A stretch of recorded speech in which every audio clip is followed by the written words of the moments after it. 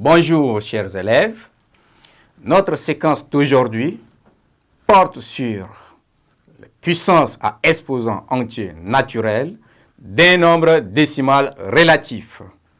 Chers élèves, comme dans la séquence passée, où nous avons vu comment déterminer la valeur de x par rapport à la forme des équations données x plus a égale à b et ax égale à b. Aujourd'hui, nous allons voir comment effectuer la puissance à exposant entier naturel d'un nombre décimal relatif. Alors, chers élèves, à l'issue de cette séquence, vous serez en mesure de définir une puissance dans l'ensemble grand D, de calculer une puissance des nombres décimaux relatifs, de calculer une suite d'opérations en utilisant la définition de la puissance et la priorité de la puissance sur les multiplications.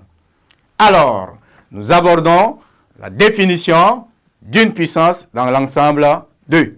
Donc, soit A est un nombre décimal relatif, N est un nombre entier naturel plus grand que le nombre 1, alors AN désigne le produit de facteurs égaux au nombre A. Ça veut dire quoi?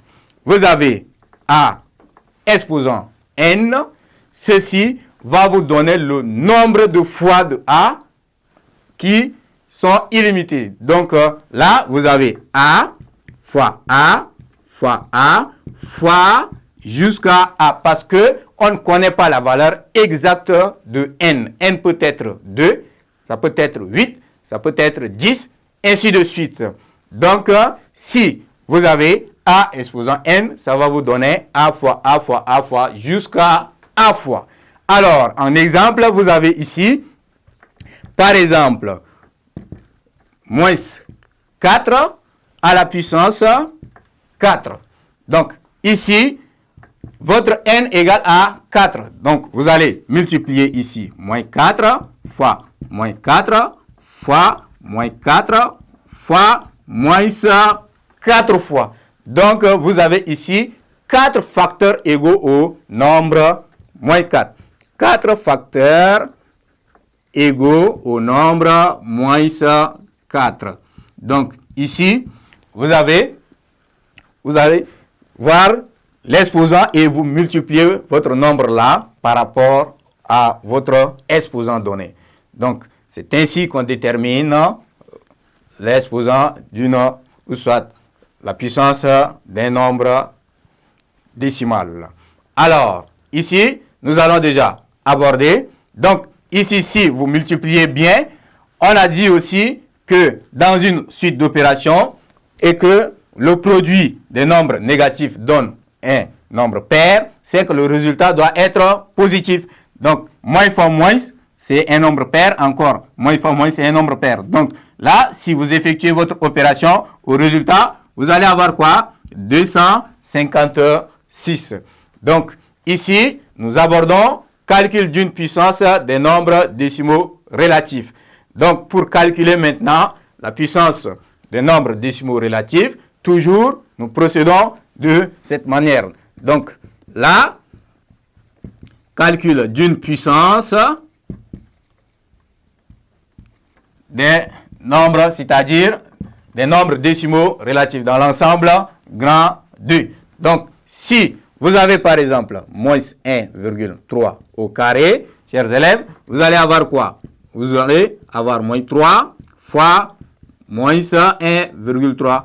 Moins 1,3 fois moins 1,3. Parce que ici, moins 1,3 c'est 2 fois. De même que si vous avez par exemple moins 10, le tout à la puissance 5, ça va vous donner ici moins 10 fois moins 10 fois moins 10 fois moins 10, ensuite fois moins 10. Donc, si vous avez un nombre comme ça, multiplié par le nombre de l'exposant, c'est-à-dire le nombre de fois de votre exposant. Donc, ici, nous abordons maintenant calcul d'une suite d'opérations. Donc, dans cette partie, il y a aussi des règles de priorité. Donc, dans cette règle, nous disons, dans une suite d'opérations sans parenthèse, les calculs des puissances sont prioritaires sur les multiplications et les additions. Donc, en exemple, vous avez ici, par exemple, 2 plus 3 fois 4, le tout à la puissance 2. Donc, la première des choses, vous allez effectuer d'abord cette opération. Donc, ceci vous donne 2 plus 3 fois 16. Parce que 4 au carré, c'est 16. Ensuite, vous effectuez cette opération. Donc, ça va vous donner ici 2. Maintenant, fois ici, 41, 8. Et là, vous déterminez aussi, là, du coup, vous trouvez 50. Donc, c'est ainsi qu'on effectue au moins une suite d'opérations. Et j'y prends fin cette séquence. À la séquence prochaine.